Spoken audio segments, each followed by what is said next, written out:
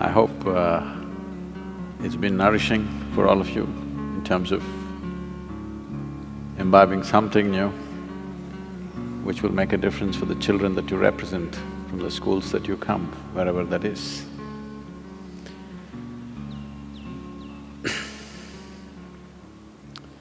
The fundamental idea behind an attempt like this is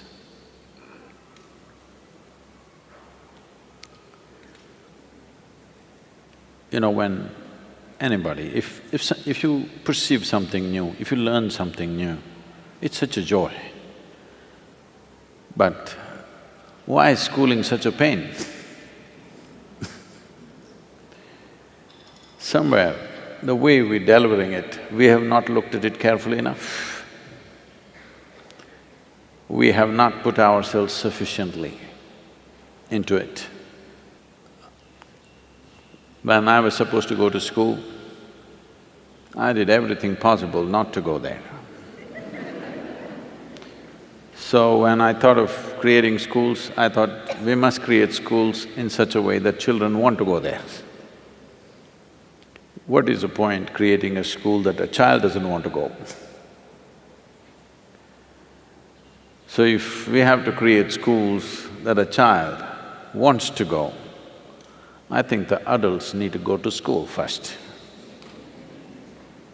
So, in a way, these conferences are just that effort to put the adults to school so that all of you can create schools where the child wants to go. Of all the different manifestations of human beings, the categories are getting more and more. A child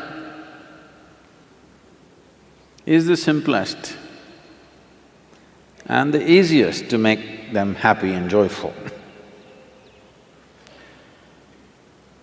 With such a segment of population which is naturally joyful, I don't see why it is so difficult to create a joyful way of delivering education. There is substantial scientific and medical evidence today that if you remain in a pleasant state of experience, that is when your body and your brain works at its best. Some studies are trying to establish that if you remain just one day, 24-hour segment in your entire life, one 24-hour segment, if you remain without a moment of unpleasantness within you, not a moment of agitation, anxiety, irritation, anger, nothing, just joyful. They say, your ability to use your intelligence can go up 100% in a single day. We've always known this by experience, but today there is data, because without data nothing is true anymore. If there is no data about you, that means you're not here. Yes, if you did not register your data into the computer, all of us will think you're not here. So without data, nothing exists. So today there is data that a joyful way of existence will enable a human being to empower a human… it will enable and empower a human being to a very high level of perception and performance. So this is a must. How is the question. There may be many methods, many of you are expert educators, I'm sure you've discussed many things today, I will leave that to you. But one fundamental is, if you are not joyful, you are not going to inspire anybody to be joyful, that's for sure.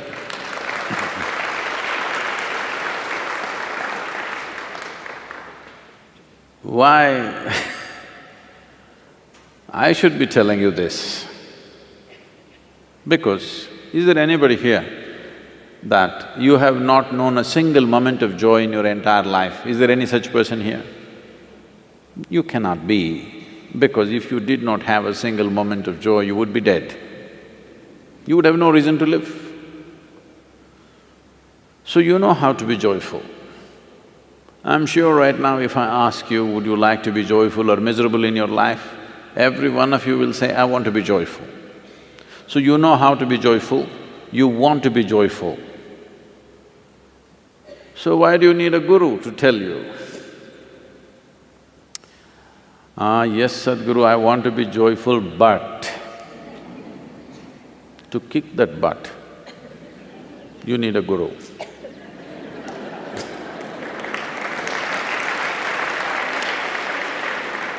Yes, I want to be joyful, but you know what he did. Yes, I want to be joyful, you know what she did. Yes, I want to be joyful, you know, the weather is not good. So there is but. If we just kick this one but out of our life, creating a joyful education will be a natural consequence. If we are joyful, whatever we do, whatever we create, we will make it that way, isn't it? Without we being that, now if I say, let's create a joyful education, it looks like a very complicated problem. If you are joyful, is it not natural that you will cook joyfully, you will serve joyfully, you will talk to people joyfully, you will do everything joyfully? Is it not natural consequence? So right now, one of the biggest mistakes, I would say a crime that we are committing is, we have taken to this Western mode of doing things, that is goal-orientedness.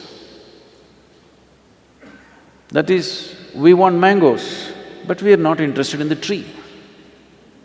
Soil is not even our concern. We've gotten into this mindset. Goal is the thing, we want this big mango, you have this one, we want this big mango. But we are not so much interested in the tree, soil is not even in our perspective. In yoga we say, if one eye is on the goal, you have only one eye to find your way. It's very inefficient. If you have both the eyes to find your way, you will find your way. This too much goal-orientedness has made human beings, not only in schooling, in life, in the way we create our businesses, the way we run the nations, the way we conduct the affairs of the world, everything has become so skewed and not about life. It is about some product in the end.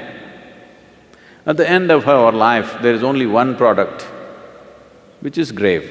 Either we are investing too much in the graveyards of the past, or futuristic. If it's futuristic, it's grave-oriented, because that's our only future that's going to happen to you and me. So the thing is, whether it is schooling or business or anything that we are doing is about how we conduct it now. What will come out of it? Whatever comes out of it. Are we doing it in the most beautiful way possible? If this one thing is embedded in us, methods, various tools, all these things will come from experts. There are many experts. There are a whole lot of people who invested their life thinking through these things. We can use that, but to use these methods in a way that it works, we need people who are first of all joyful, who know how to make their life beautiful. If you do not know how to make your life beautiful, this aspiration of making everybody's life beautiful is not going to work. So, all those… many of you who are as teachers, as educators, as experts in the field, variety of expertise that is here. And in the morning, briefly I mentioned this, the evolution of the teacher is the most important thing, everything else is secondary. Who delivers this is the most important thing. It's not… we have not invested enough in that. Evolution of the teacher does not mean just more and more tricks about education. As a human being, if the teacher blossoms, becomes a joyful, loving, compassionate human being, above all conscious human being, everybody has to strive for this, otherwise this will not happen. This is not something that will happen because you got a PhD. This is something that you have to work upon yourself. If this process is brought into the teachers, you must see the tradition of this country is this. Usually parents gave away their children to a teacher, an acharya or a guru, took the children totally in his fold because people saw him as an evolved human being, not just a knowledgeable human being, an evolved human being. So they saw that if we leave our children in his hands, in his or her hands, naturally our children will blossom. So this has to come. This may look like, oh, is this possible to train all the teachers? Why not, I'm asking. For the first time, for the very first time in the history of humanity, we have capabilities that no other generation could ever dream of, isn't it? In this country, let's say a Rama or a Krishna or a Buddha are so revered, all right? I want you to look at the reality of this. Suppose a Rama sat here and spoke, the gentle being that he was, I'm sure his voice wouldn't carry to first 50 people, others would sit there and just gape. Yes or no? Krishna, a little more playful, maybe he stood up and spoke little more loudly, maybe 100 people heard. Gautama made simple systems and trained thousands of monks. He made sure a few 100,000 people heard. But today, I can sit here right now and talk to the entire world. Never before this was possible. So we have come to an age, we have come to a time when we can make truth mainstream. Never before it was possible. Krishna spoke only to one guy. How can it become mainstream? It's bound to be fringe, isn't it? Jesus spoke to 12, bound to be fringe, isn't it? For the first time we can speak to the entire world. It is time we make truth mainstream. If truth becomes mainstream, truth means what really works. If I sit here, what will leave me in the highest state of experience is the truth of my existence, isn't it? If every human being knows what is the truth of their existence, that you can sit here in the best possible way a human being can be right now, you don't have to worry about tricks of education. In those hands, every little tool will become a powerful process.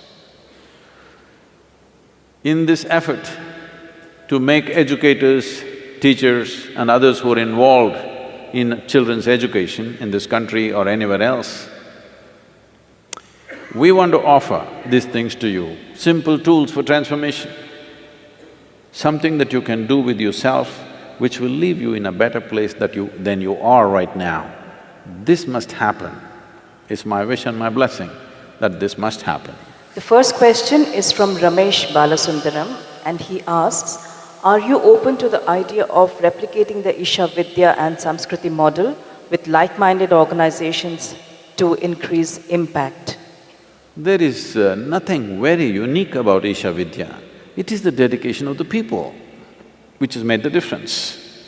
It's a simple school, but the people who are managing this, people who are teaching there, people who are doing everything around it, are highly dedicated people. It's the devotion of their hearts which makes it look different.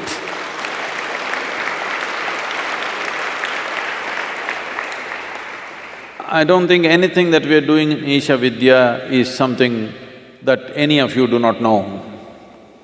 It is just the devotion of the people which makes it look so different. See, Samskriti is not designed to take in the entire population into it. It is designed as a niche. Certain number of people have to go into this because if you want to have a balanced, sensible society where whatever tools that we have in the form of science, technology and so much knowledge about so many things today, if this has to be used in a sane way in a society, as many people as are going into science, mathematics, technology, similarly, that many people should go into music, dance, art, aesthetic. It's very important.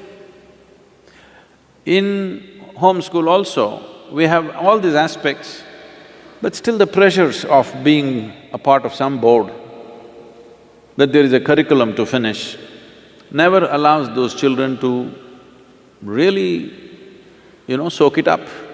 But here, Sanskriti children are 100% on that. You just saw them on stage, but you must see them, how they are in their life. Above all, the stability that's come into their life is phenomenal. I must share this with you. This is about 4 years ago when the first batch reached 15 years of age. We have a system where from the age of 6 to 18, they're with us. The last 3 years, that is from 15 to 18, they must take brahmacharya. It's a 3-year or a 2.5, 30 months of brahmacharya they must take. Last 6 months we will relieve them. Brahmacharya does not mean, giving up something and going away. Brahmacharya means you fix a certain period of your life as a period of absolute discipline and learning. Nothing else, no other distraction. So, I'm to initiate these children. They go into 15-year-old kids, they go into 60 days of total silence. And a sadhana which starts at 3:30 in the morning and closes at 8:30 in the night. After the 60 days of silence, another 3-4 days are there for initiation. I just want to see how the children are, this is the first batch. So morning 3:30, I come to see the children in this building. 14 of them, 6 girls and 8 boys, they're all sitting there. I walked in and I just sat there, I just looked at them. They were just glowing, literally. I just sat there and cried. Because when I was 15, I was not like this, believe me. I was not like this. When I saw them, at 15, if they can be like this, for me to sit like that, it took a long time. For me to simply sit unmoving, unconcerned about anything around me, it took a while. But these kids at the age of 15, not by natural realization, but just by training and dedication, they're simply sitting there and glowing like, lit from inside. And some idiots in the society are worried, what will these children do? So what they mean by that is, how will they earn their living? I think it's pathetic. A human being has to construct their life. Human beings have to construct their lives all the time thinking about how to earn a living. An earthworm, a grasshopper, a bird on the tree, all of them earn their living, isn't it? With such a big brain, you're supposed to do something little different than just earn a living. Earning a living should be the most basic thing. With a millionth of your brain, you can handle it. But we have raised earning a living to the heavens today, unfortunately. Entire system is about how to earn a living, how to earn a living. This is a way of completely destroying human intelligence.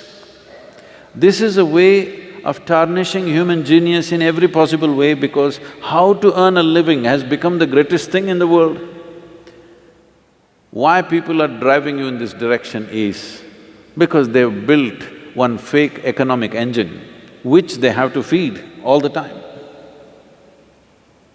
They have to feed it all the time. Because of this, we are sacrificing our children as a fuel for this economic engine that we have built. It is time, at least a niche amount of children are not concerned about how they will earn their living. When I was growing up, not for a moment I had this thought in my mind, how will I earn my living? My father used to be worried, what will happen to this boy? There is no fear in his heart about anything. One day I turned around and asked him, when did fear become a virtue? I'm saying, we are bringing up children with this fear. If you don't pass, you know what will happen to you? Continuously fear-based education. That if you don't get this many marks, you're finished. 18,000 children in 2015 have committed suicide in our country. When our children commit suicide, we must know we are doing something fundamentally wrong. There's no question about it anymore, isn't it? Children are fresh life, exuberant life. If children have to take their own lives, there is no worse thing that can happen to your society. I'm asking you, is there a worse thing? Many of you are parents, is there a worse thing than this, that your child less than 12, 13 years of age committed suicide? Can you ever recover from that, I'm asking? This is the most horrible thing that can happen. And this is happening because in our country, 98 is pass mark. Okay Yes, even if you get 98, parents will ask, what happened to the other 2%? So we, as educators, if we are really responsible human beings, we need to turn this around. It's very, very important. And this is a crucial time. All these years, there has been a certain economic depravity in the society where they wouldn't listen to anything. Earning a living was everything.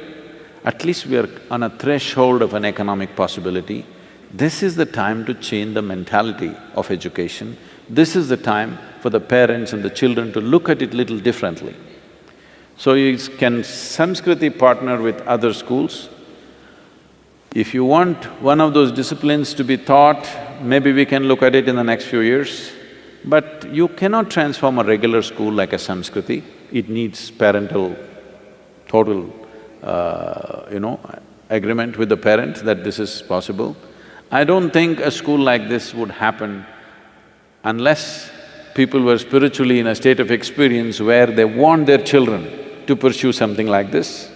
Right now, we are not able to take the children who are coming in because we are not able to build facilities, and certain forces in the society are filing cases against Samskriti education because these children are not concerned how they will earn their living, that is their concern. The next question is from Dr. Nidhi Rajan. Namaskaram Sadhguru, as teachers who deliver knowledge to children, is it not important for teachers to remain physically and mentally fit? This concept of fitness of teachers is not looked into properly. Teachers need sound body and mind to make a child learn well. I find many B.Ed trainees are physically and mentally not stable. There is no system to address this. Definitely, it's very, very important. If you want to inspire a child, as I said earlier, it is not just by talk. When they look at you, you must be an inspiration, just the way you are. This has to be brought into education system, that teachers are of a certain quality in terms of physical well-being, mental well-being, aesthetics, simple aesthetics. It must be brought into their training because a child is looking like this, he doesn't miss a thing. He misses everything that you're saying, but he doesn't miss anything that you are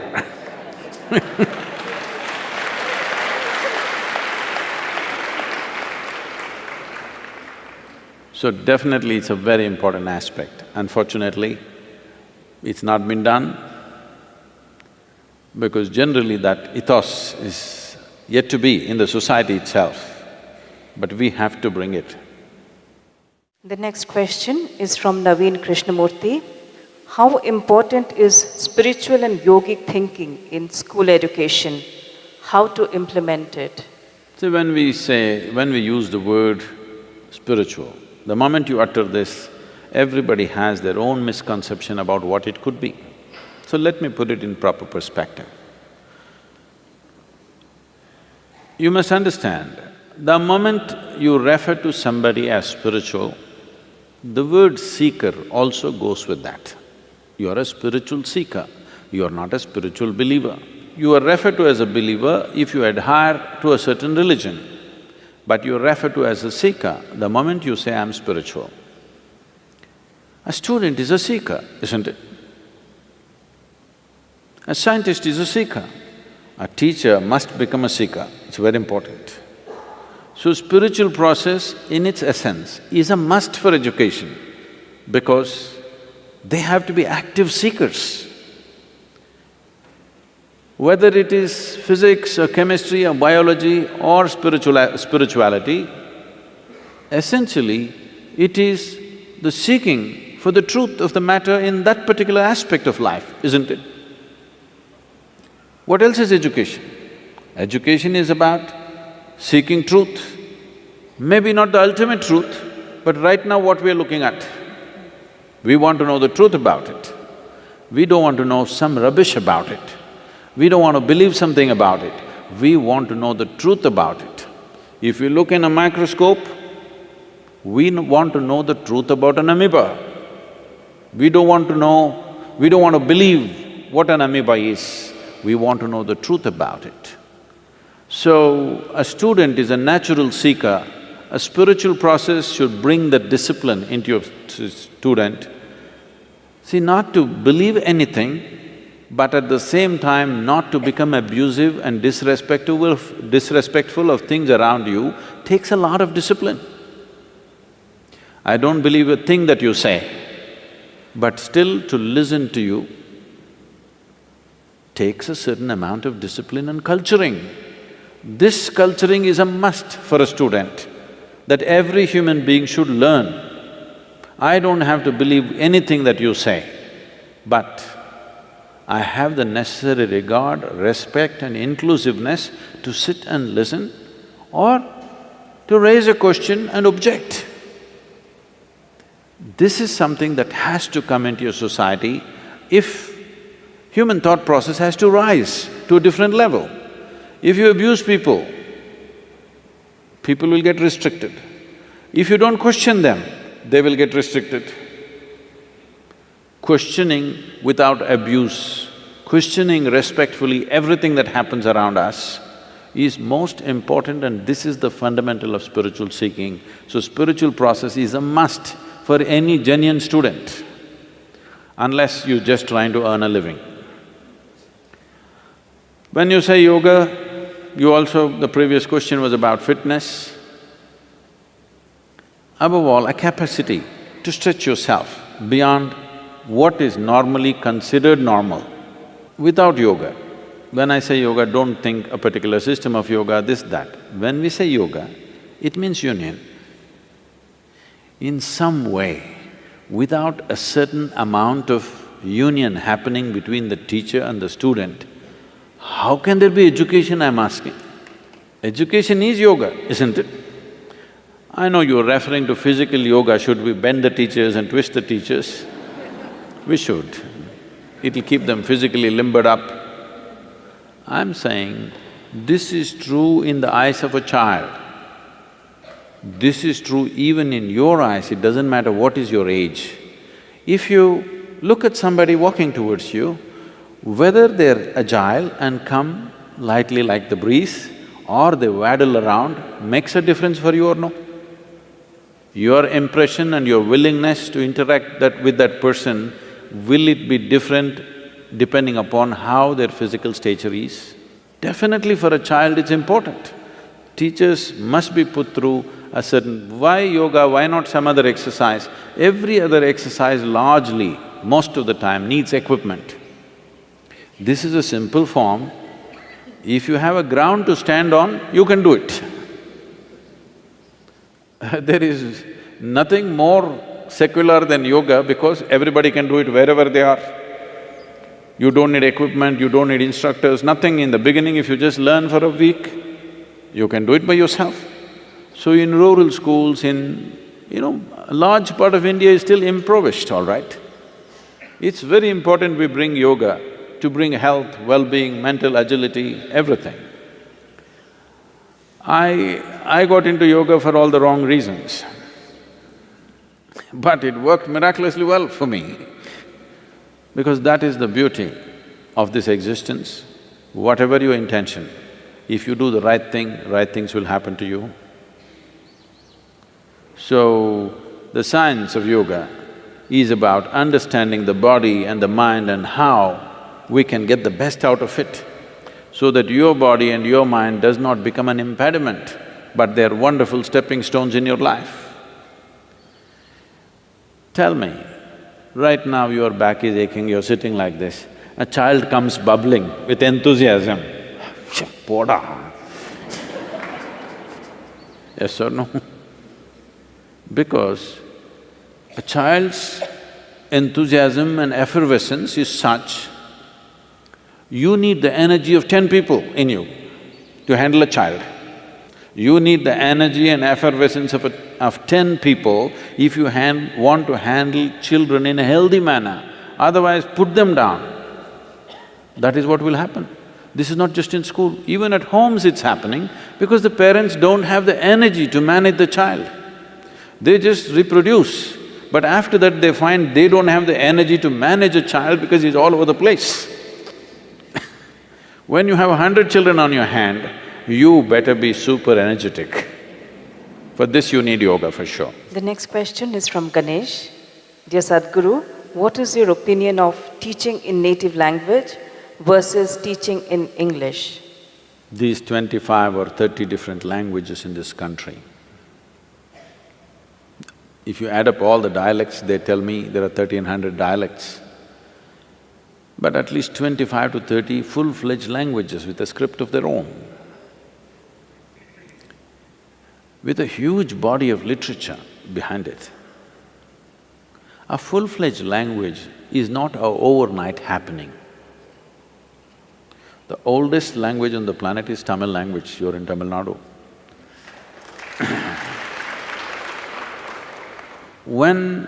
See, language is a very important part of human intelligence. Many linguists around the world have clearly recognized the power of language. Human ability to use language essentially is rooted in India. It's from here. The ability to use the language came to the rest of the world. Almost all the languages, which are largely in Europe and Arabia based, all of them have Sanskrit influence on them. So, in our eagerness to just get a job, we don't have to completely destroy these languages, we will lose out something very, very big. See, English is a fantastic thing in terms of its simplicity, in terms of… because internet and, modern technology has taken to English language, it is a must. Nobody can be against English anymore, you got to take it. Even if you don't like the British, you have to like the English language. It is part of our language now. One good thing we did, though many bad things happened during the British rule, one good thing is we absorbed the language. Today, many educated Indians can speak better English than most British can speak. It's a good thing, but at the same time, we should never kill these languages which have been there for thousands of years. Because the phonetic range that is there in Indian languages is such, it stimulates every aspect of who you are. English language has a very narrow phonetic range. So this ability to use sounds to stimulate and trigger one's intelligence and energy within ourselves is something that we should not give up. Every child must know one more language other than English, whatever that is, because anyway our states are divided on linguistic basis. So in that state, whatever the language is, they must know. In our over-enthusiasm for employment-oriented education, I know many schools are completely destroying the local languages. This should not happen. Local language must be there, it must be a part of you. At least people should know how to speak and read. If not, you don't know how to write great literature, at least you must know how to read and speak one more language other than English language. Our education policy has taken that into consideration. It is the responsibility of every school to ensure that happens. And I feel the easier way to do it is maybe they're studying science, they're in an English medium, they're largely studying English language. But you could make some plays, some theatre, some art, something in local languages so that people use that as a social thing, use that as an entertainment where there's a natural interest in how to express themselves in that language. It is a must. We should not kill these languages because it's taken thousands of years to create it. This is our national pride, that we have the maximum number of languages. If we had to create this many languages, see, we must understand this. For example, let's say Tamil Nadu and Karnataka, Tamil Nadu and Andhra Pradesh, Tamil Nadu and Kerala. There are no geographical separation. There are no oceans between these states. There are no mountain ranges clearly demarcating and separating the populations for a long time. But though they lived here for thousands of years, they kept their language, these people kept their language. It's so beautiful. When they went to trade and transact, they learned the other language, but they always kept their language. But today, the new generations are losing their language so rapidly. It's very important, all of you, at least in your homes with your children and wherever possible, there must be a certain amount of time where we must use the local language. It's very important. We will regret this deeply after a couple of generations if we don't take care of it now.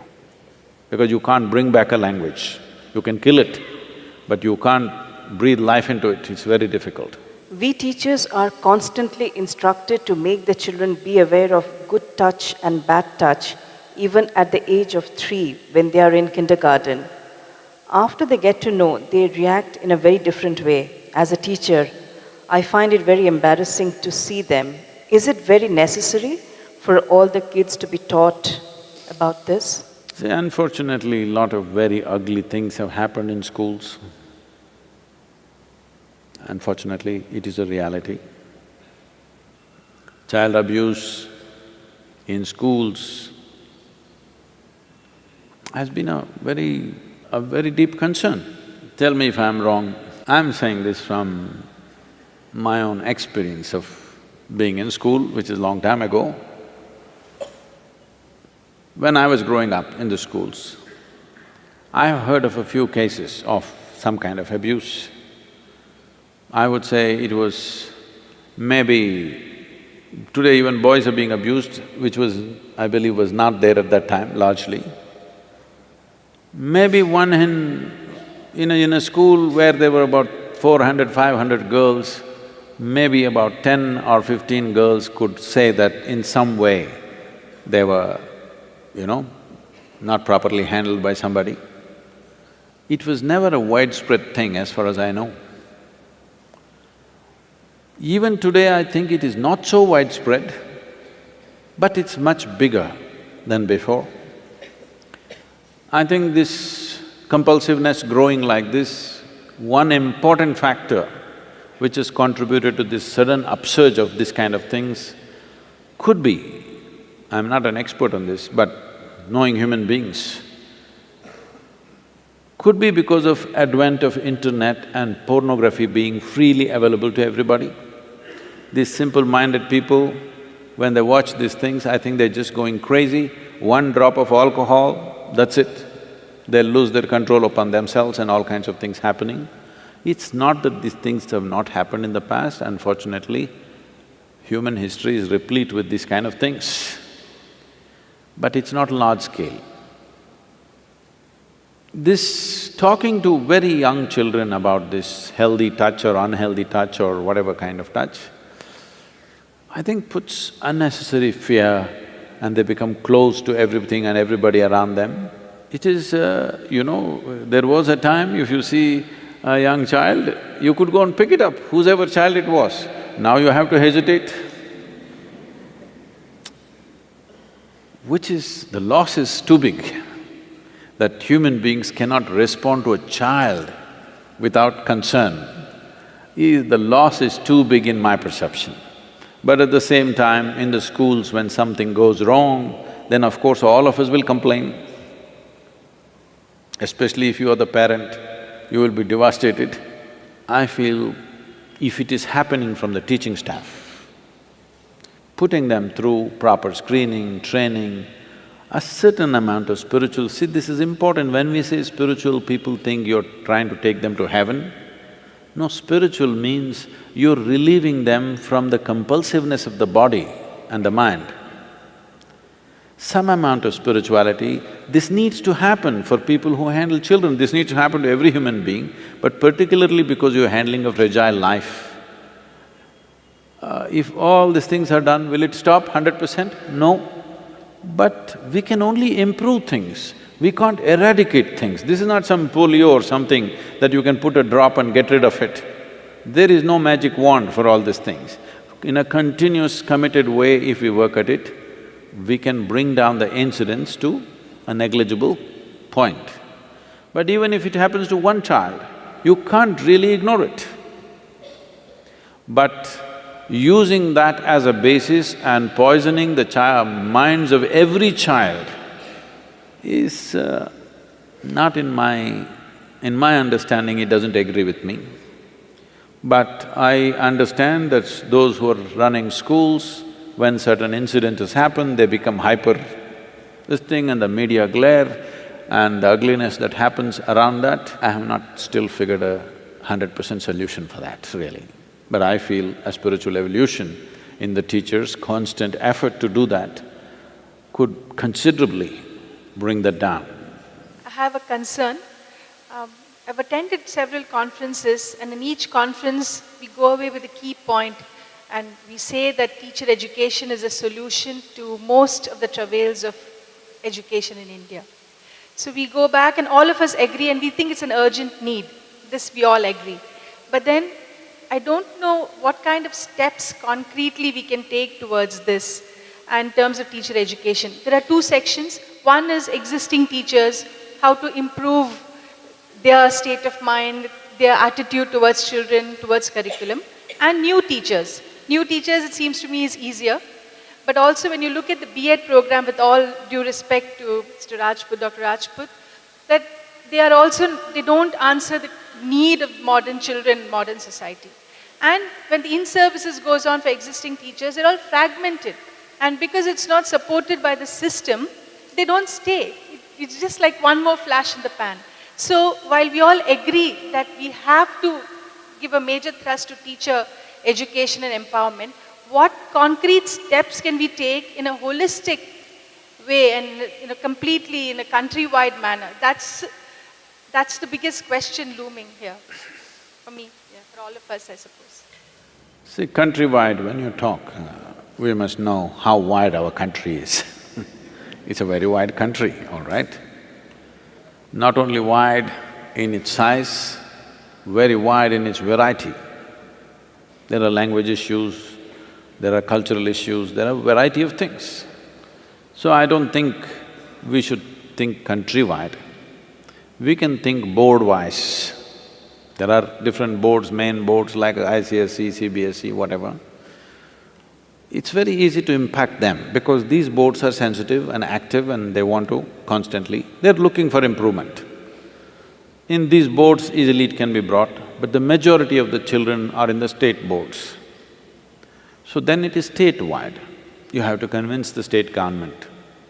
Every state government, at least in Tamil Nadu, I believe, there's a 20-day training for all the teachers every year. So there is an effort, I'm saying. There is an effort from the administration to do that. But what happens in this whatever number of days?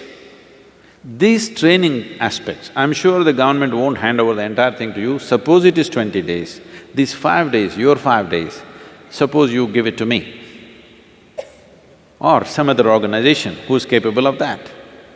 Now, at least a part of the training, an NGO which is competent to run that, which is committed to education, can run at least a part of it Government will not hand over everything because the education department has its own stuff. I don't want to get into administrative issues. But even a part of it, if an NGO conducts, you can improve the quality significantly. This could be a solution.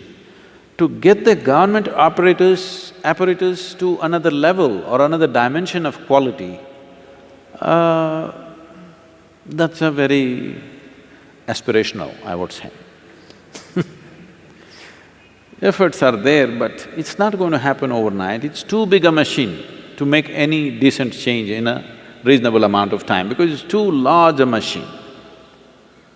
So, some committed NGO, some university, somebody else could take up this training and at least offer a part of the training to this. In this we can include how to have the teacher physically, mentally fit, some meditativeness, some yoga, some various other aspects which will enhance their life, which will benefit them in some way. So the teachers are incentivized to come there. And also in United States, we are doing this with some of the schooling systems. They have credits. So how many credits a teacher earns, how many trainings a teacher has gone to, adds to their credits. If so many credits means adds up to their increments in their salary. These are policy decisions, we can't change them, but bringing an NGO or a university or a certain schooling system which is successfully functioning right now can take up a part of the training and make a difference. Namaskaram, Sadhguru. So, I'm saying that the idea of competition is so much ingrained in our minds, not even at the school level, but even at the postgraduate level or any aspect of our lives, that it creates a lot of unnecessary stress. So, what can be really done about this? If you're incompetent and you're in competition, you will feel stressed.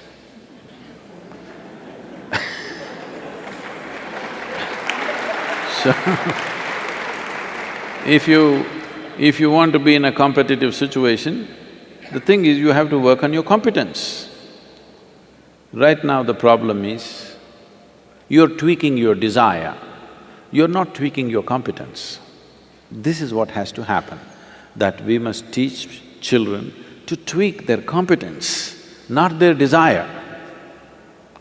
We are calling this ambition, we are calling this goal-orientedness. Ambition means what? You tweaked up your desire, you'll suffer invariably. If you tweak up your competence, you will see wherever you go, you're doing better than what people expect you to, so naturally things will go well for you.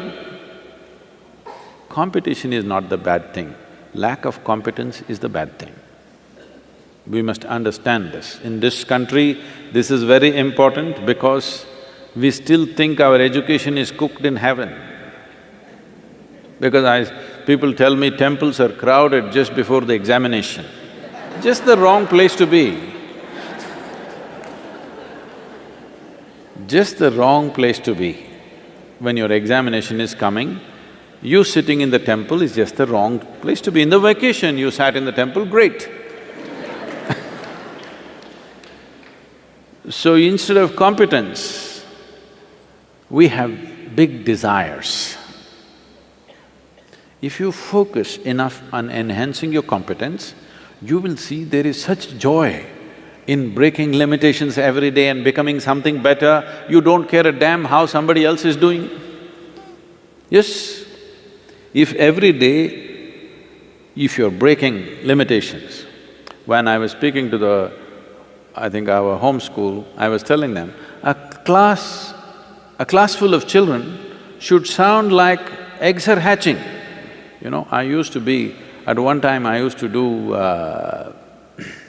sericulture, silk farming. And I was amazed. I was so amazed I didn't take them to the market sometimes. Because if you just leave the cocoon long enough, if you don't take it to the market, you should see how it opens up. Like this it'll be making noise. Slowly they're opening it up. When 1,000,000 of them are trying to open, you go inside this room,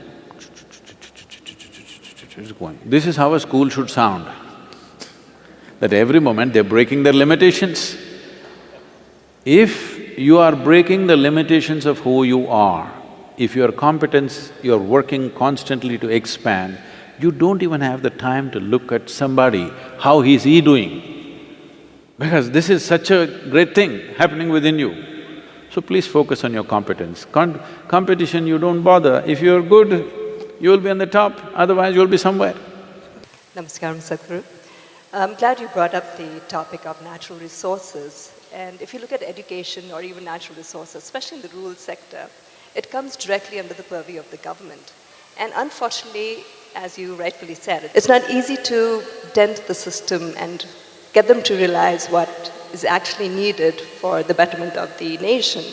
So in that case, what is it that we can actually do? Because as far as natural resources are concerned in the rural sector, there's a lot of encroachment that happens and nobody wants to touch that aspect, be it the bureaucracy, be it polity, because they're afraid of losing out on votes. If you speak of education and empowering the children as well as teachers, they don't want to venture in that space because they feel that if they empower them, then who's going to come to them? How will they retain their power? So how do we make that mind shift? And how can we who are here today and a lot of other people working in that field can come together to ensure that we can drive our leadership towards a direction which is needed for the betterment of the nation? There is a serious resource crunch on all levels. The fundamental problem is, in 1947, when we got our independence, we were 33 crores of people. Today we are 125 crores of people. That's a 400% increase in 70 years. So naturally there will be resource crunch, you can never create. Nobody is growing at 400%, isn't it? So you can't grow anything at 400%, so obviously everybody will have less and less as time goes by. But of course there are fertility clinics running busy in Chennai and everywhere. That's another matter. Another important aspect is, this is the bane of democracy. I mean, I'm not saying we should leave democracy and go elsewhere, there's no other option, we have to stick to it and see how to make them responsible. But when you give somebody just a 5-year mandate, in that last 1 year goes in election. In between, of course, there are 3 states election, that another 1 year goes. So after all, you're giving him a 3.5 year mandate. When somebody has only 3.5 year commitment to what they want to do, none of the long-term goals will be taken into consideration. Only short-term goals will be taken into consideration, it's a natural outcome of that. There was a time then where a king ruled for 25 years or 30 years. Now in his time, whether that kingdom prospered or went down, people could make a judgment. In 3.5–4 years, making that judgment itself is not fair.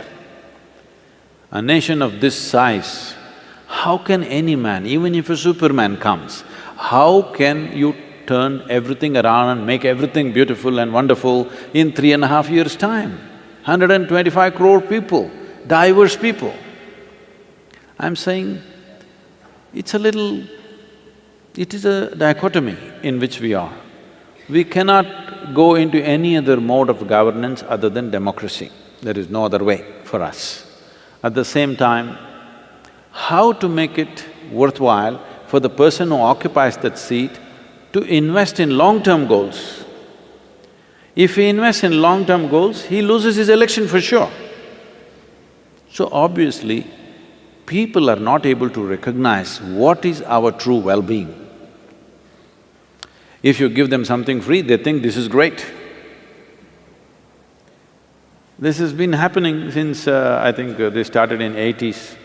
Suddenly they started at that time, the rice, the rice we eat used to cost 12 to 15 rupees.